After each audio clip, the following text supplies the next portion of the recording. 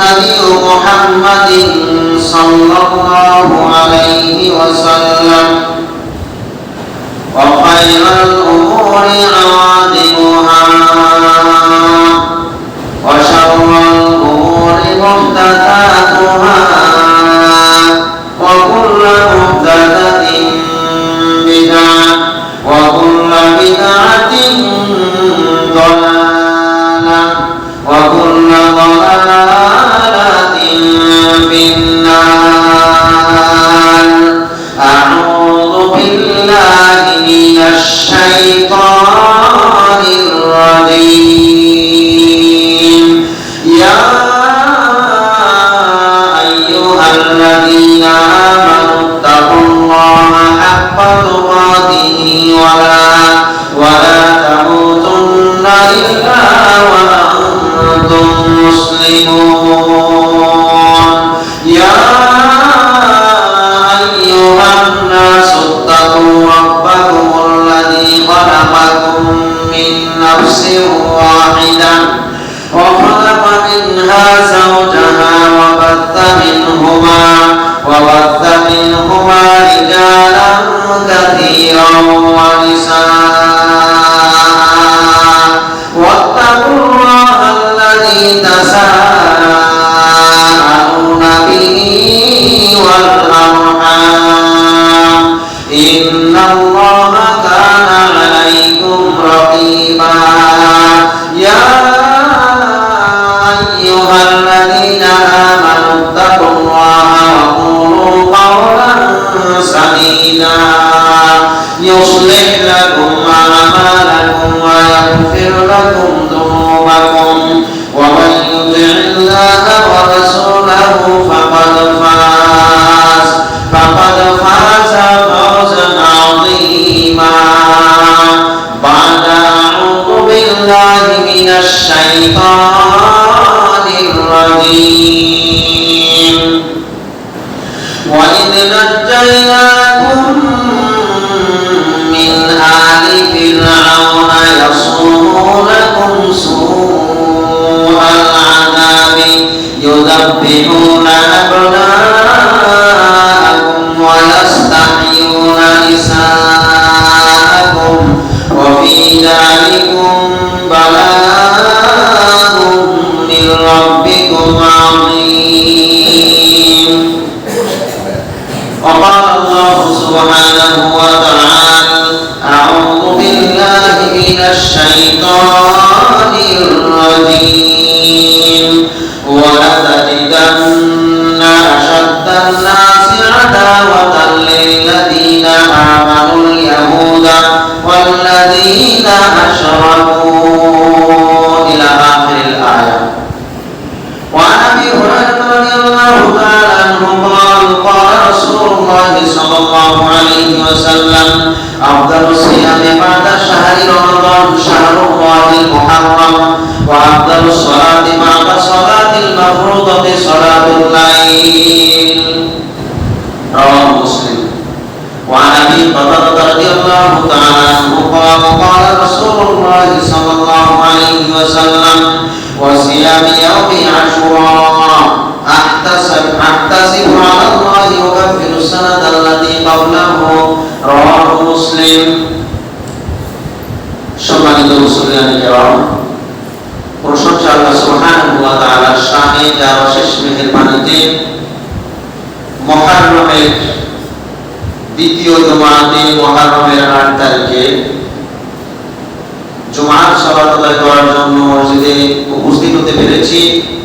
যে আল্লাহ সুবহানাহু ওয়া তাআলা আমাদেরকে তৌফিক দান করেছেন, যে আল্লাহ তাআলা আমাদেরকে শারীরিক সুস্থ রেখেছেন, হেদায়েতের পথ দেখিয়েছেন, মুসলিম পরিবারে জন্মগ্রহণের তৌফিক দান করেছেন, এই সৃষ্টি জগতে আমাদেরকে সর্বশ্রেষ্ঠত্বের মর্যাদা দান করেছেন, সেই মহান রব্বুল আলামিনের শুকরিয়া আদায় করছি আলহামদুলিল্লাহ। অতঃপর সালাম বর্ষিত হোক বিশ্ব নবী সাইয়্যিদুল মুরসালিন খাতামুন নবীয়্যিন রাহমাতুল লিল আলামিন নবী মুহাম্মদুর রাসূলুল্লাহ সাল্লাল্লাহু আলাইহি ওয়াসাল্লামের উপর, যার আদর্শই হচ্ছে একমাত্র গ্রহণীয় আদর্শ, যার আদর্শকে বাস্তবায়ন করার জন্য আল্লাহ সুবহানাহু ওয়া তাআলা আমাদেরকে খলিফা করে দুনিয়াতে প্রেরণ করেছেন সেই নবী মুহাম্মদুর রাসূলুল্লাহ সাল্লাল্লাহু আলাইহি ওয়াসাল্লামের উপরে বর্ষিত হোক অসংখ্য অগণিত দরুদ ও সালাম। আল্লাহুম্মা সাল্লি আলাইহি আল্লাহুম্মা বারিক আলাইহি। সম্মানিত উপস্থিতি, মুহররমের ৮ তারিখে মুহররমের করণীয় ও বর্জনীয় সম্পর্কে আলোচনা রাখার জন্য ইচ্ছা পোষণ করেছি। ওমা তাওফীকি ইল্লা বিল্লাহ, আলাইহি তাওয়াক্কালতু ওয়া ইলাইহি উনীব। রব্বি ইশরাহ লি সাদরি ওয়া ইয়াসসির লি আমরি ওয়াহলুল উকদাতাম মিন লিসানি ইয়াফকাহু কাওলি। মুহররমের 10 তারিখকে কেন্দ্র করে আশুরা মুহররম আমাদের দেশে পালিত হয়। আশুরা পালন করাতে কোনো সমস্যা নাই, দোষ নাই, কিন্তু আমাদের নিয়তের গড়বড় এবং আমাদের মূল যে উদ্দেশ্যে আমাদের সিয়াম তথা এই আশুরাকে কেন্দ্র করে যা কিছু করা দরকার সেগুলি না করে আমাদের দেশের অধিকাংশ মানুষ, অধিকাংশ মুসলিমরা একটু এটাকে ভিন্ন দিকে ঘুরিয়ে এটাকে পালন করেন, যার সাথে শরীয়তের আদৌ সম্পর্ক নাই। এরকম নিয়ত, এরকম ইতিহাসকে কেন্দ্র করে মুহররম পালন করেন। সেটা হচ্ছে কারবালার ইতিহাসকে সামনে রেখে, কারবালার মর্মান্তিক ঘটনাকে সামনে রেখে সুবহানাহু ওয়া তাআলা ফিরআউনের কওম থেকে এই দিনে উদ্ধার করেছিলেন, যার শুকরিয়া স্বরূপ তিনি বাড়ির পরের বছর থেকে প্রতি বছরই এই দিনের সিয়াম পালন করে এসেছেন। আমরা সেই মুসার সুন্নাত পালন করার জন্য সিয়াম পালন করি। বিশ্বনবী বললেন যে নবী মুসা আলাইহিস সালাতু ওয়াস সালাম তোমাদের নবী এবং আমাদেরও নবী, তবে ইসলাম ধর্মের অনুসারী হিসাবে আমরাই তাকে আনুগত্য করার ক্ষেত্রে, তাকে মানার ক্ষেত্রে বেশি অগ্রগামী। সুতরাং আমাদেরকে এই দিনে সিয়াম পালন করা উচিত। অতএব হে সাহাবীরা, তোমরা এই দিনে সিয়াম পালন করবে। এটা হচ্ছে নবী মুসা আলাইহিস সালাতু ওয়াস সালামকে কেন্দ্র করে সিয়াম পালন এবং তার একটি সুন্নত, তার একটি আমল, যে আল্লাহ তাআলা তাকে বিপদ থেকে উদ্ধার করেছিলেন, এই জন্য তিনি সিয়াম পালন করেছেন। কিন্তু আমাদের দেশে এই দিনটাকে উদযাপন করা হয়, বিশেষ করে শিয়া সম্প্রদায় তো অনেক অতিরঞ্জিত কাজ করে, তাদের কথা বাদই দিলাম। কিন্তু সুন্নি অথবা যারা নিজেদেরকে হকপন্থী দাবি করেন, তাদের আমল দেখলেও আমাদেরকে আশ্চর্য হয়ে যেতে হয়। সম্মানিত উপস্থিতি, এই দিবসকে কেন্দ্র করে অনেক কাজ করা হয় যার সাথে শরীয়তের সম্পৃক্ততা নাই। যেমন শোক দিবস, শোক দিবসের সাথে শরীয়তের কোনো সম্পর্ক নাই। তারপরে কোন ব্যক্তিকে মৃত্যুবরণ করার পরে 3 দিনে কুলখানি, 10 দিনে দাসওয়া, 40 দিন পর চেহেলাম। কেউ প্রতি বছর মৃত্যুবার্ষিকী পালন করেন, কেউ প্রতি বছর 3 দিন, 7 দিন, 40 দিন মাসব্যাপী শোক পালন করেন।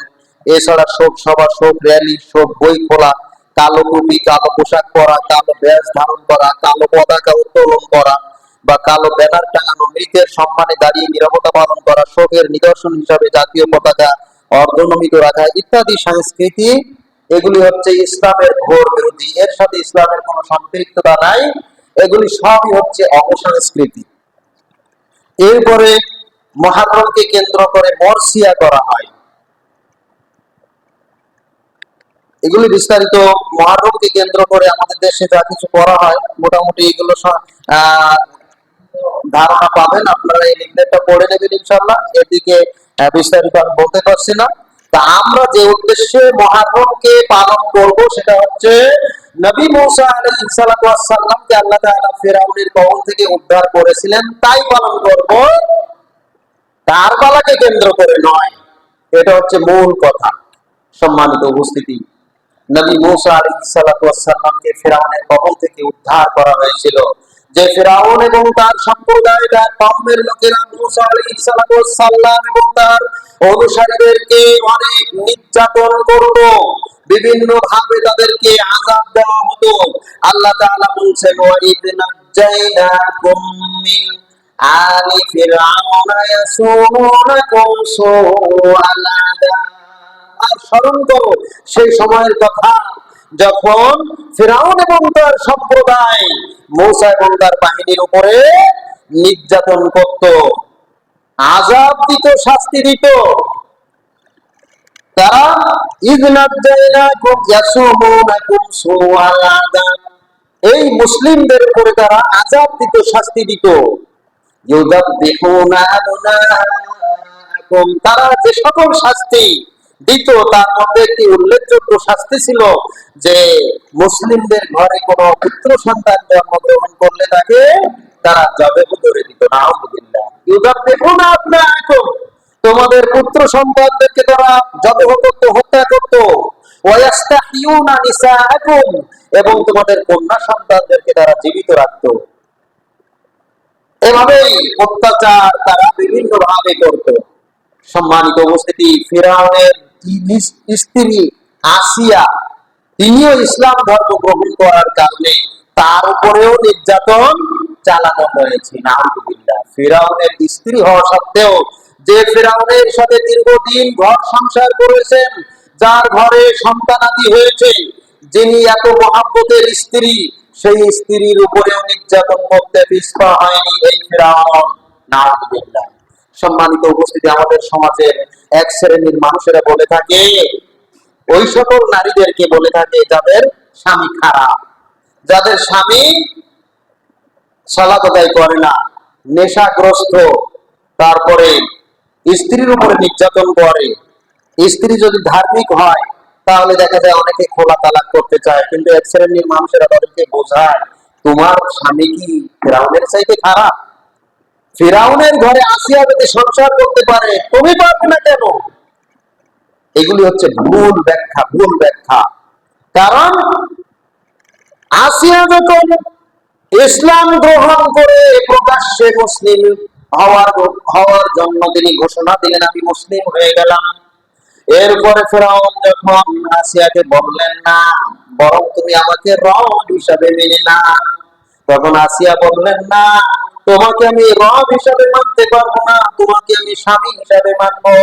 স্বামীর মর্যাদা, স্বামীর সম্মান যাতাই তোমাকে দেবো, কিন্তু তোমাকে আমি রব হিসাবে মানবো না, বরং তোমার রব আমার রব, সারা দুনিয়ার সমস্ত মানুষের রব যিনি, তিনি হচ্ছেন আরশে আজিমের উপরে সমাসীন মহান রব্বুল আলামিন। সুবহানাল্লাহ।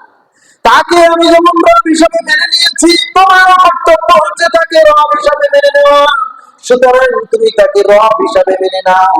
এই কথা শুনেই তার গায়ে আরো আগুন জ্বলে গেল, জ্বালা শুরু হয়ে গেল, তার উপরে নির্যাতন শুরু হয়ে গেল। নাউযুবিল্লাহ।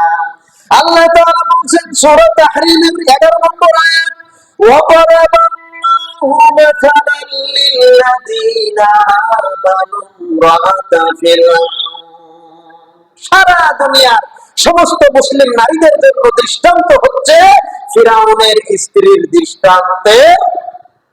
দৃষ্টান্ত থেকে শিক্ষা নেওয়া। শিক্ষা, ফিরআউনের স্ত্রী আসিয়া থেকে শিক্ষা গ্রহণ করবে সারা দুনিয়ার যত মুসলিম নারীরা রয়েছে, তাদের জন্য দৃষ্টান্ত। তিনি দৃষ্টান্ত স্থাপন করে দিয়েছেন। কি দৃষ্টান্ত? ইসলাম গ্রহণ করে তার উপরে অটল থাকতে হয়। প্রয়োজনে স্বামীকে ত্যাগ করা যায়, প্রয়োজনে নিজের কওমকে ত্যাগ করা যায়, প্রয়োজনে নিজের দেশকে ত্যাগ করা যায়, প্রয়োজনে সব কিছু ত্যাগ করা যায়, কিন্তু ইসলাম ত্যাগ করা যায় না। ইসলামের উপরে অটল থাকতে হয়, নিজের জীবনের বিনিময়ে হলেও ইসলামের উপরে অটল থাকতে হয়। এই দৃষ্টান্ত স্থাপন করে গেছেন কে? ফিরআউনের স্ত্রী আসিয়া। সুবহানাল্লাহ। এজন্যই আল্লাহ তাআলা বলেন, সারা দুনিয়ার হে মুসলিম নারীরা, তোমরা সত্যিকার অর্থে যদি নিজেদেরকে ঈমানদার দাবি করতে চাও, ঈমানের উপরে অটল থাকতে চাও, তাহলে যারা তোমাকে ভুল ব্যাখ্যা শোনাচ্ছে, স্বামীর ঘর সংসার করতে হবে, স্বামী বেদিন হলেও, স্বামী মুশরিক হলেও, স্বামী কাফের হলেও, স্বামী তোমার উপরে যতই নির্যাতন করুক না কেন, তার ঘরে থাকতে হবে, এই শিক্ষা ভুল। বরং প্রয়োজনে স্বামীকে ত্যাগ নয়, শুধু সব কিছুকে ত্যাগ করে ইসলামের উপরে তোমাকে প্রতিষ্ঠিত থাকতে হবে। সুবহানাল্লাহ। এটাই হচ্ছে দৃষ্টান্ত।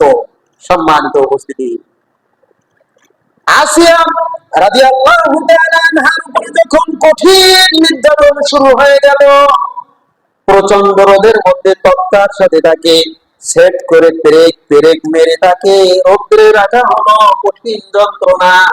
এই যন্ত্রণা সহ্য করার ক্ষমতা যখন একজন নারীর নাই, তখন আল্লাহর কাছে ফরিয়াদ করে বললেন, রব্বি রব্বি বুনি লি ইনদাকা বাইতান ফিল জান্নাতি ওয়া নাজ্জিনি মিন ফিরআউনা ওয়া আমালিহি ওয়া নাজ্জিনি মিনাল কওমিয যালিমিন। হে আমার রব, ইবনি লি বাইতান ফিল জান্নাহ, আপনি আমার জন্য জান্নাতে একটা ঘর নির্মাণ করুন, যে ঘরটা হবে আপনার খুব কাছাকাছি, আপনার একেবারে কাছে থাকবে। সুবহান। কত দাবি নিয়ে আল্লাহর কাছে ফরিয়াদ করলেন, কত সুন্দর দাবি নিয়ে ফরিয়াদ করলেন, হে আল্লাহ, ইনদাকা বাইতান ফিল জান্নাহ, আপনার কাছাকাছি যেন ঘরটা হয়, এমন জায়গায় আপনি আমার জন্য জান্নাতে একটা ঘর নির্মাণ করুন। ওয়া নাজ্জিনি মিন ফিরআউনা ওয়া আমালিহি, আর আমাকে ফিরআউন এবং তার যে কর্মকাণ্ড, এর থেকে আমাকে উদ্ধার করুন, আমাকে মুক্তি দান করুন, আমাকে নিষ্কৃতি দান করুন। ওয়া নাজ্জিনি মিনাল কওমিয যালিমিন, এবং আমাকে আপনি জালিম সম্প্রদায় থেকে নিষ্কৃতি দান করুন। আল্লাহ তাআলা ফিরআউনের স্ত্রীর ফরিয়াদ শুনলেন, ফরিয়াদ শুনে আল্লাহ তাআলা তার নিজের কাছে তাকে উঠিয়ে নিলেন, দুনিয়া থেকে তাকে আল্লাহর দরবারে উঠিয়ে নিলেন।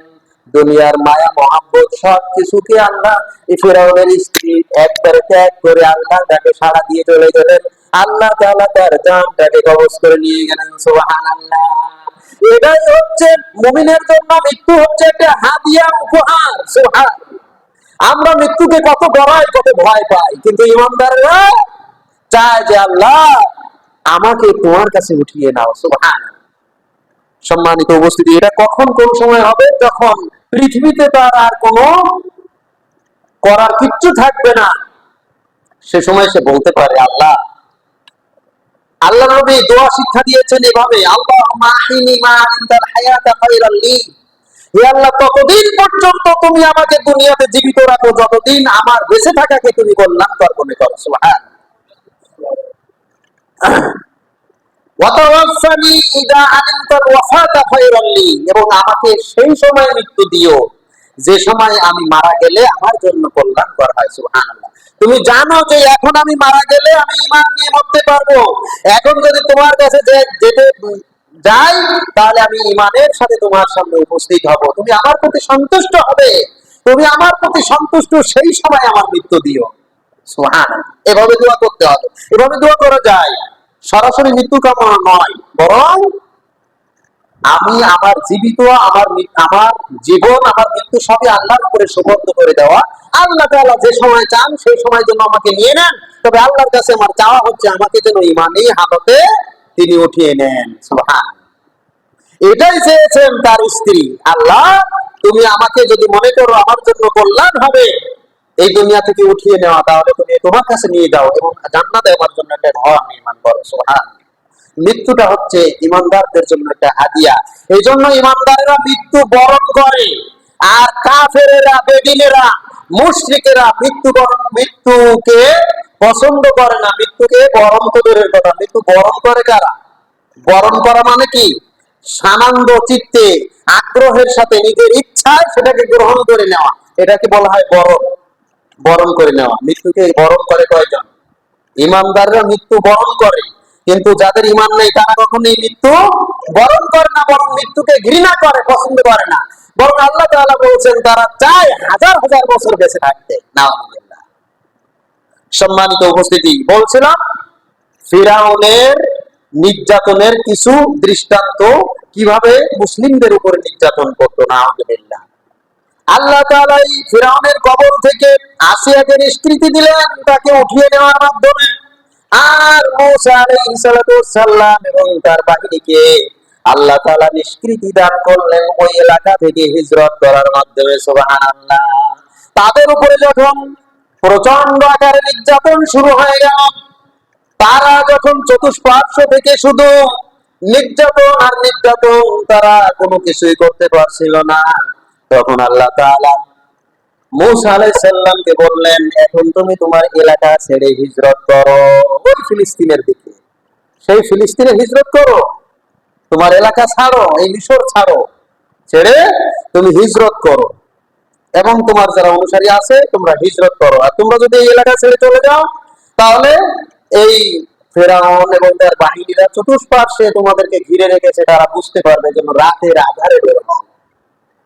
রাত্রে গভীর রাত্রিতে তারা বের হয়েছে, তারা বেশ কিছু দূর চলে গেছে। ইতিমধ্যেই সকাল হওয়ার আগেই তার বাহিনীর লোকেরা বের পেয়েছে, মূসা এবং তার অনুসারীরা সব চলে গেছে, এলাকা ছেড়েছে।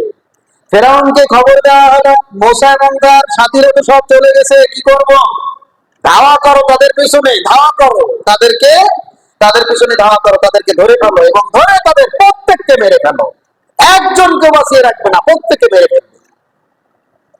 ফেরাউন এবং তার বাহিনী তার পিছু ধাওয়া করলো, মূসা এবং তার বাহিনী, দুর্বল বাহিনী সামনে আর এরা হচ্ছে পিছনে। এভাবে যখন দূর থেকে দেখা যাচ্ছে মূসা এবং তার বাহিনী চলে যাচ্ছে, এদিকে ফেরাউনের বাহিনী অনেক শক্তিশালী, তাদের যানবাহন ভালো, তাদের শক্তিশালী অশ্ব বাহিনী রয়েছে, এগুলি নিয়ে তারা খুব দ্রুত গতিতে তাদের পিছু ধাওয়া করলো। আর ওরাও বুঝতে পারলো ফেরাউন এবং তার বাহিনী আমাদেরকে ধাওয়া করেছে, আমাদেরকে আরো দ্রুত চলতে হবে, চলতে হবে, এভাবেই চলতে চলতে সামনে যখন সাগর এসে গেল, নদী এসে গেল, তখন তারা একটু হতভম্ব হয়ে গেল, কিভাবে এখন এই নদী পার হবে।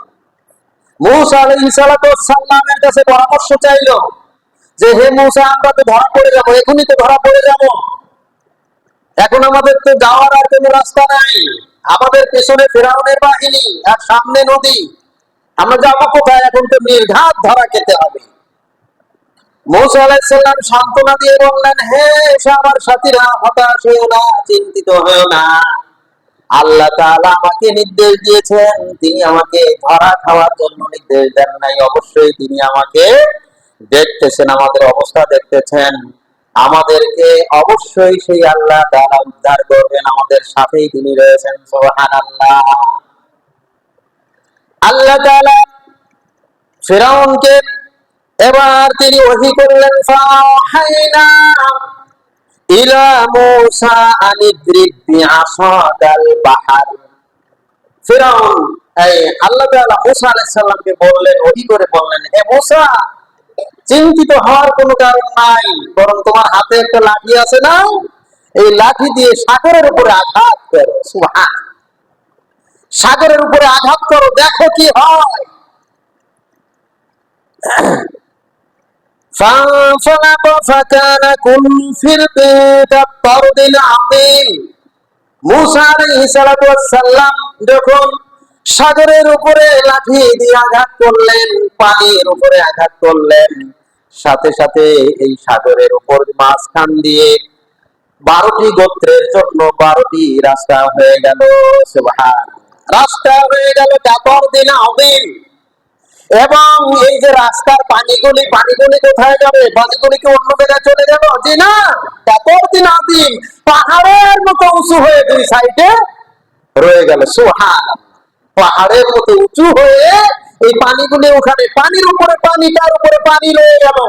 সুবহান, আল্লাহ তাআলা পানিকে হুকুম দিলেন, হে পানি, তুই এভাবে উঁচুতে থাকবি, শূন্যের উপরে থাকবি, দাঁড়ানো থাকবি, যতক্ষণ আমি তোকে মিশে যেতে না বলবো ততক্ষণ এভাবে থাকবি। পানি হুকুম মানে কার? আল্লাহ। আগুন হুকুম মানে কার? সুবহান।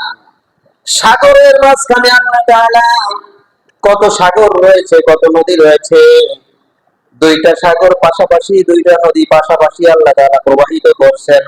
দুইটার পানি দুই রকম, একটার পানি ঘোলা, একটার পানি পরিষ্কার স্বচ্ছ, অথবা একটার পানি মিষ্টি আর একটার পানি হচ্ছে লবণাক্ত, একটা পানির সাথে আর একটা পানি মিশে যায় না। আল্লাহ তাআলা বলছেন, মারাজাল বাহরাইনি ইয়ালতাকিয়ান বাইনাহুমা বারযাখুল লা ইয়াবগিয়ান।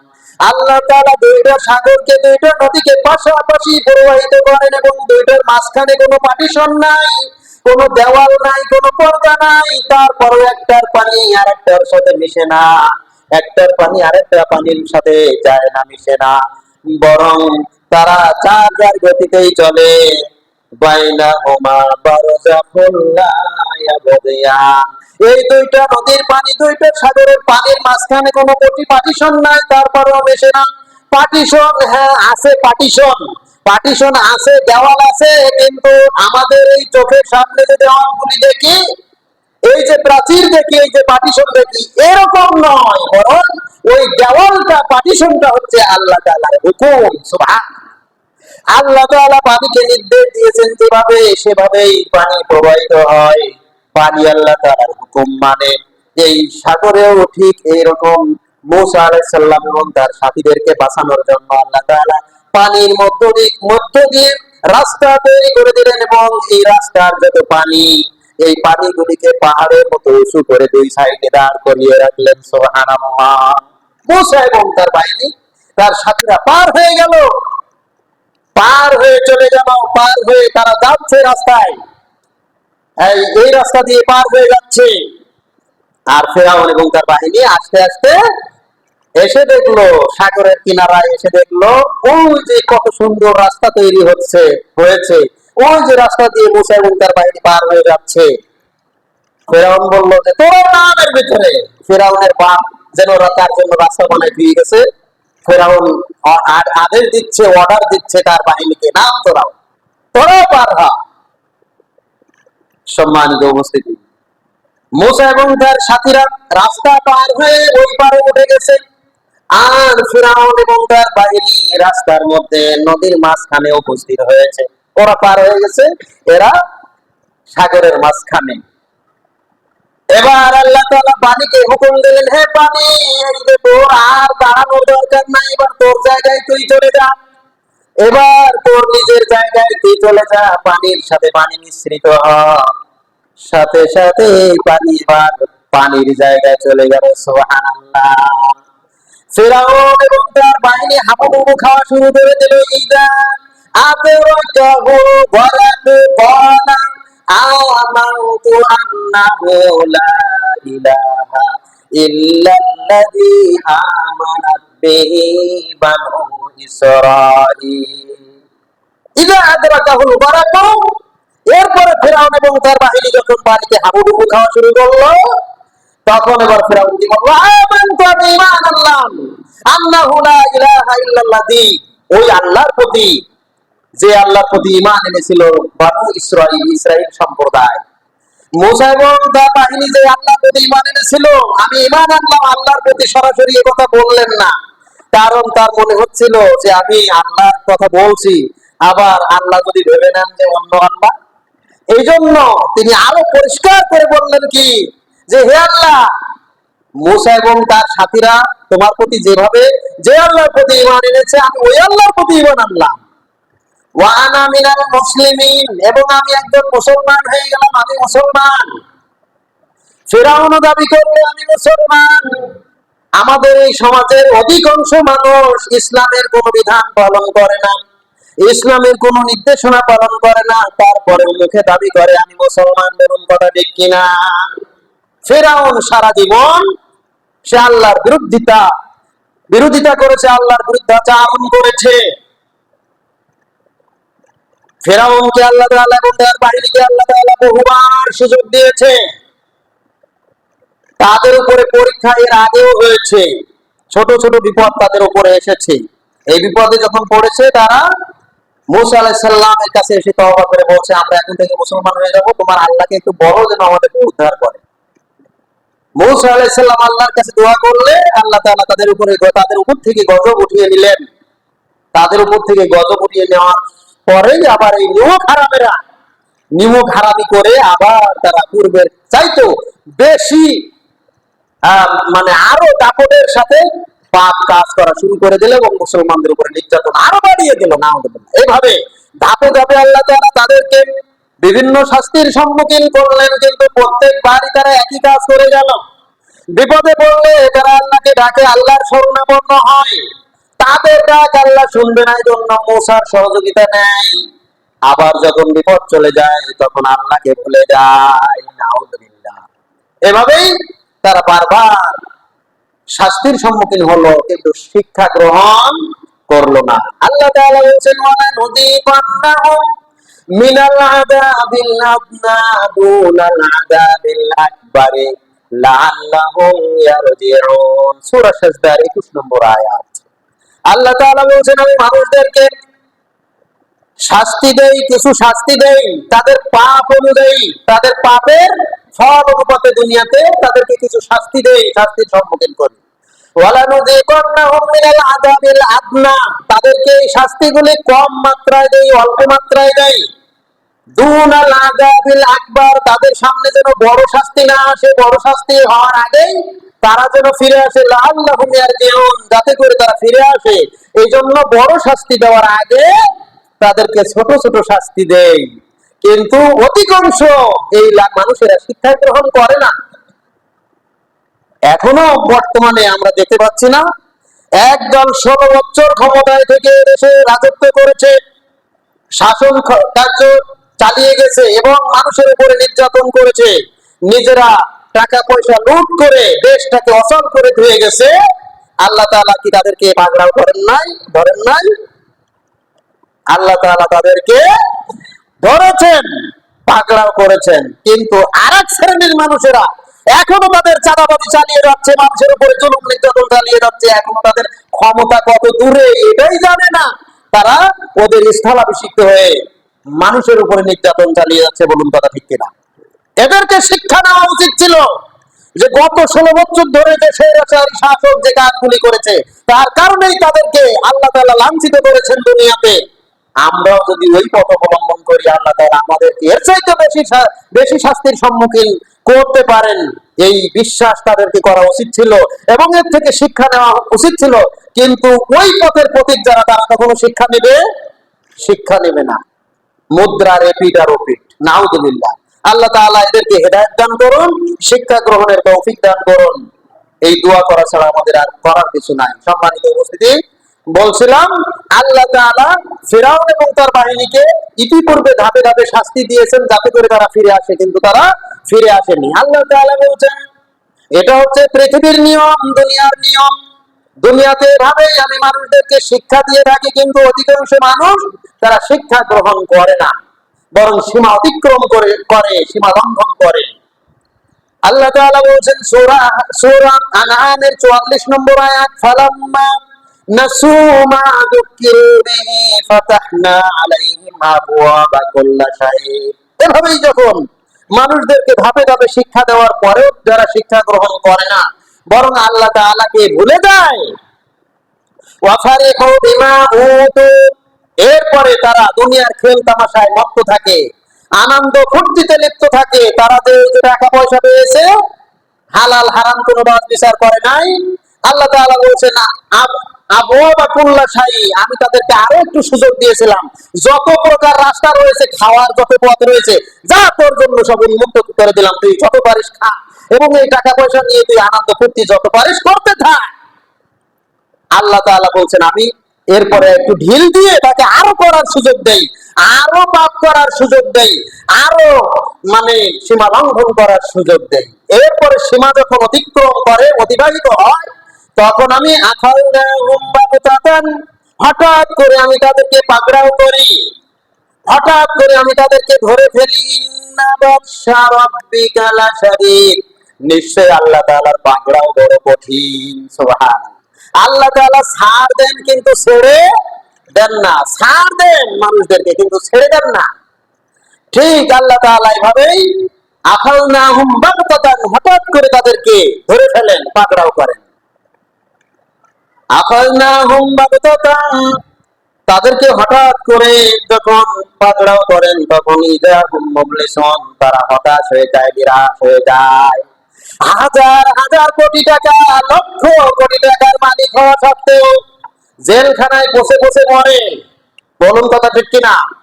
হাজার হাজার টাকা তাদের কোনো উপকারে আসে না। এই টাকার মালিক, এই গাড়ি বাড়ির মালিক, এই ইন্ডাস্ট্রির মালিক, এত কিছু হওয়ার পরেও এই লাঞ্ছনা তাদেরকে তাদের থেকে লাঞ্ছিত অপমানিত হওয়ার হাত থেকে কেউ বাঁচাতে পারে না, বরং আল্লাহ তাআলার মার দুনিয়ার ভার। আল্লাহ তাআলা যাকে এভাবেই পাকড়াও করেন তাকে কেউ বাঁচাতে পারে না, কেউ কোনো উপকার করতে পারে না। সুবহানাল্লাহ। তারা হতাশ হয়ে যায়, নিরাশ হয়ে যায়। ফেরাউনের অবস্থাও ঠিক তাই। ফেরাউন যে পর্যায়ে এসে পৌঁছেছে, আল্লাহ তাআলা বলছেন আখাযনাহুম বাগতাতান, আমি হঠাৎ করে পাকড়াও করি। এবং সে যখন সীমা অতিক্রম করে সর্বশেষ স্তরে পৌঁছে যায়, তখন তাকে আর আমি সুযোগ দেই না, তাকে আমি পাকড়াও করি। সুবহানাল্লাহ। এটা আল্লাহ তাআলার নিয়ম। সম্মানিত উপস্থিতি, এখন সে যতই বলুক না কেন আনা মুসলিমিন, আমি আমি আনা মুসলিম, আমি একজন মুসলমান, আমি একজন মুসলিম, যতই বলুক না কেন, মুখ দিয়ে যতই কালেমা পাঠ করুক না কেন, লা ইলাহা ইল্লা আনা, লা ইলাহা ইল্লাল্লাহ যতই বলুক না কেন, আল্লাহ তাআলা এখন আর তার ডাক শুনবেন না। সম্মানিত উপস্থিতি, এভাবেই পানিতে পড়ে আর একজন বিপদগ্রস্ত বা বিপদগ্রস্ত হয়েছিলেন। তার নাম ছিলেন আল্লাহর নবী, আল্লাহর একজন বান্দা ইউনূস আলাইহিস সালাম। ইউনূস আলাইহিস সালাম পানিতে বিপদগ্রস্ত হয়েছেন না? আল্লাহর একটা নির্দেশকে, সামান্য ছোট্ট একটা নির্দেশকে অমান্য করে তিনি যখন বের হয়েছিলেন, শেষ পর্যন্ত পানিতে লাফিয়ে পড়ার কারণে একটা মাছের পেটে তাকে থাকতে হয়েছিল। মাছ তাকে গিলে ফেলেছিল। আপনি চিন্তা করছেন ফিরআউনের যে বিপদ, এই বিপদের চাইতে ইউনূসের বিপদ বড় না ছোট? ফিরআউন তো পানিতে পড়ে হাবুডুবু খাচ্ছে, আর ইউনূস পানিতে পড়লো তো পড়লোই, আর মাছের পেটে চলে গেছে। তাহলে বিপদ কার বেশি? ইউনূসের বেশি। সুবহানাল্লাহ, ইউনূসের বিপদ বেশি। এরপরে ইউনূস আলাইহিস সালাম আল্লাহকে ডেকে বললেন, ফানাদা ফিয-যুলুমাতি আল্লা ইলাহা ইল্লা আনতা সুবহানাকা ইন্নী কুনতু মিনাজ-জালিমিন। অতঃপর ইউনূস আলাইহিস সালাম আল্লাহকে আহ্বান করে বললেন, হে আল্লাহ, তুমি ছাড়া সত্য কোনো ইলাহ নাই। সুবহানাকা, আমি তোমার পবিত্রতা ঘোষণা করছি। ইন্নী কুনতু মিনাজ-জালিমিন, আমি তো পাপী, আমি তো জালেম হয়ে গেছি, আমি তো জুলুম করে ফেলেছি। জুলুম মানে আমি পাপ করে ফেলেছি। সুতরাং তুমি আমাকে এই পাপের এই পাপের কারণে আমি যে আজকের বিপদগ্রস্ত হয়েছি, এই বিপদ থেকে উদ্ধার করো। আল্লাহর কাছে দোয়া করলেন। ওদিকে ফিরআউন আল্লাহর কাছে দোয়া করেছে, আর ইউনূস আলাইহিস সালাম আল্লাহর কাছে দোয়া করেছে। সুবহানাল্লাহ। ইউনূস আলাইহিস সালাম যখন আল্লাহর কাছে দোয়া করলেন, তখন আসমানবাসী ফেরেশতারা আল্লাহ তাআলার কাছে বলছে, রব্বুল আলামিন, তোমার যেই বান্দা দীর্ঘদিন থেকে তোমাকে ডাকে, কখনো তোমাকে বলে না, কখনো তোমার অবাধ্য হয় না, আজকের সে বিপদগ্রস্ত হয়েছে সামান্য একটু, ছোট্ট একটু ভুল করার কারণে সে বিপদগ্রস্ত হয়েছে। আল্লাহ, কখনো তোমাকে যেই বান্দা বলে নাই, আজকে বিপদগ্রস্ত হয়েছে, দয়া করে তোমার এই বান্দা ইউনূসকে উদ্ধার করো। সুবহানাল্লাহ। আল্লাহ তাআলা বললেন, ফাস্তাজাবনা লাহু ওয়া নাজ্জায়নাহু মিনাল গাম্মি ওয়া কাযালিকা নুনজিল মুমিনিন। ফাস্তাজাবনা লাহু, আমি তাকে উদ্ধার করলাম, আমি তাকে বাঁচালাম। ওয়া নাজ্জায়নাহু মিনাল গাম্মি, এবং এই মাছের পেট থেকে আমি আল্লাহ তাআলা তাকে বের করে নিয়ে আসলাম। সুবহানাল্লাহ। আমি তাকে বাঁচালাম, আর তাকে মাছের পেট থেকে উদ্ধার করে নিয়ে আসলাম। শুধু তাই না, এই পর্যন্তই শেষ নয়। ইউনূসকে যে বাঁচালাম, বিষয়টা এই পর্যন্ত শেষ নয়, বরং আল্লাহ তাআলা কিয়ামত পর্যন্ত যারা ঈমানের উপরে অটল থাকবে, ঈমানের উপরে অটল থেকে যারা বিপদগ্রস্ত হয়ে আল্লাহর কাছে চাইবে, আল্লাহর কাছে সাহায্য কামনা করবে, আল্লাহর কাছে দোয়া করবে, আল্লাহ তাআলা তাদের ডাকেও সাড়া দিবেন বলে বললেন, ওয়া কাযালিকা নুনজিল মুমিনিন। এভাবেই আমি কিয়ামত পর্যন্ত সকল ঈমানদার ব্যক্তিদেরকে উদ্ধার করতে থাকবো। সুবহানাল্লাহ। অপরদিকে দেখেন ফিরআউন আল্লাহর কাছে যখন এভাবে বলছেন যে, হে আল্লাহ, আমি তোমার প্রতি ঈমান আনলাম, আমি মুসলমান, এখন থেকে আমি মুসলমান হয়ে গেলাম, আমাকে বাঁচাও। আল্লাহ তাআলা বললেন, এখন তুমি মুসলমান হতে চাও, এখন তুমি আমার কাছে ফরিয়াদ করছো? অকদ আসাইতা ক্বাবলু, অথচ কিছুক্ষণ আগেও তুমি আমার অবাধ্য ছিলে। ওয়াকুনতা মিনাল মুফসিদিন, এবং তুমি পাপিষ্ঠ ছিলে। আর এখন তুমি আমাকে ডাকতেছো? ফালইয়াউমা নুনাজ্জিকা বিবাদানিকা লিতাকুনা লিমান খালফাকা আয়া। হে ফিরআউন, তুই শুনে রাখ, এখন থেকে তোর দেহটাকে আমি অভিশপ্ত করে দিলাম, পানি তোকে গ্রহণ করবে না, বাতাস তোকে গ্রহণ করবে না, কোনো পোকামাকড় তোকে গ্রহণ করবে না, মাটি তোকে গ্রহণ করবে না, কেউ তোকে গ্রহণ করবে না। তুই হচ্ছিস অভিশপ্ত, কেউ তোকে আর খাবে না। তোকে আমি আমি আল্লাহ তাআলা তোকে সুখী করে কিয়ামত পর্যন্ত রেখে দিলাম, যাতে করে মানুষ তোকে দেখে শিক্ষা গ্রহণ করে। তোকে শিক্ষা নেওয়ার জন্য রেখে দিলাম, তোকে অভিশপ্ত করে রেখে দিলাম। নাউযুবিল্লাহ। ফেরাউন যখন আল্লাহর কাছে ফরিয়াদ করে বলতেছিল, তখন আসমানবাসী ফেরেশতারা আল্লাহ তাআলার কাছে বলছে, আল্লাহ এটা আবার কোন ব্যক্তি? জীবনে এ কর্তব্য তো আমরা শুনি নাই, এ কেডা? তখন আল্লাহ তাআলা বললেন, আমার সবচাইতে নাফরমান বান্দা ফেরাউন। বলছে, ফেরাউন, আল্লাহ সে আজকে বিপদে পড়ে তোমাকে ডাকতেছে, ডাকই শুনবা না তুমি, একে উদ্ধারই করবা না, একে উদ্ধার করার কোনো প্রয়োজন নাই, কারণ কখনো তোমাকে সে ডাকে নাই, বরং তোমার নাফরমানি করেছে। আজকে ডাকার, আজকে বিপদে পড়ে রাখতেছে, শুনবা না এর কথা। আল্লাহ তাআলা ফেরাউনের কথা শুনলেন না, বরং তাকে নদীতে, এই সাগরে ডুবিয়ে মারলেন। সুবহান। এই দিনটাকে স্মরণ রেখে মুসা আলাইহিস সালাম সিয়াম পালন করলেন। তাহলে ইসলামের বিজয় যখন আসবে, তখন বিজয় দিবস পালন, বিজয় দিবসকে কেন্দ্র করে তারা আল্লাহর শুকরিয়া আদায় করতে পারে, কিন্তু বিজয় দিবসকে কেন্দ্র করে ইসলাম বিরোধী কোনো কর্মকাণ্ড মুসলমানেরা করতে পারে না। বিজয় দিবসকে কেন্দ্র করে কবরে ফুল দেওয়া, বিজয় দিবসকে কেন্দ্র করে কবর সামনে রেখে নিরাপত্তা পালন করা, আগুন জ্বালানো, এই ধরনের অসংখ্য কর্মকাণ্ড আমাদের দেশে বিজয় দিবসকে কেন্দ্র করে হয় কি হয় না? অথচ আল্লাহ তাআলা বলছেন, হে মুসলমানেরা, তোমাদের যখন বিজয় এসে যাবে, তোমরা আল্লাহকে আরো বেশি স্মরণ করবে এবং আল্লাহর শুকরিয়া আদায় করবে। আল্লাহ তাআলা বলছেন, ইদা জাআ নাসরুল্লাহি ওয়াল ফাত, অতঃপর যখন নাসরুল্লাহি ওয়াল ফাত, আল্লাহর পক্ষ থেকে মুসলমানদের উপরে বিজয় এবং সাহায্য এসে গেল, ওয়ারাআইতান নাসা ইয়াদখুলুনা ফি দীনিল্লাহি আফওয়াজা, তখন তুমি দেখলে যে দলে দলে মানুষ ইসলামের মধ্যে প্রবেশ করা শুরু করেছে। সুবহানাল্লাহ। এটা হচ্ছে ইসলামের বিজয়। এখন তোমার কিছু করণীয় কাজ আছে, এই কাজগুলি করো। সেই করণীয় কাজ কি? ফাসাব্বিহ, তুমি আল্লাহর তাসবিহ পাঠ করো। সুবহানাল্লাহ। বিহামদি রাব্বিকা, এবং তার প্রশংসা জ্ঞাপন করো, তার প্রশংসার সাথে তার গুণগান করো, তাসবিহ পাঠ করো। ওয়াস্তাগফিরহু, এবং তার কাছে বেশি বেশি ক্ষমা প্রার্থনা করো। সুবহানাল্লাহ। তাহলে মুসলমানদের বিজয় যখন আসবে, মুসলমানদেরকে আল্লাহ তাআলা যখন বিজয় দান করবেন, মুসলমানদের জন্য যখন কোন সুসংবাদ বয়ে নিয়ে আসবে, তখন কি করবে? আল্লাহর গুণগান বেশি করবে, তার শুকরিয়া বেশি করবে, তার প্রশংসা করবে এবং তার কাছে বেশি বেশি ক্ষমা প্রার্থনা করবে। সুবহানাল্লাহ। এইগুলি করা দরকার আমাদের, কিন্তু আমরা তা না করে কি করি?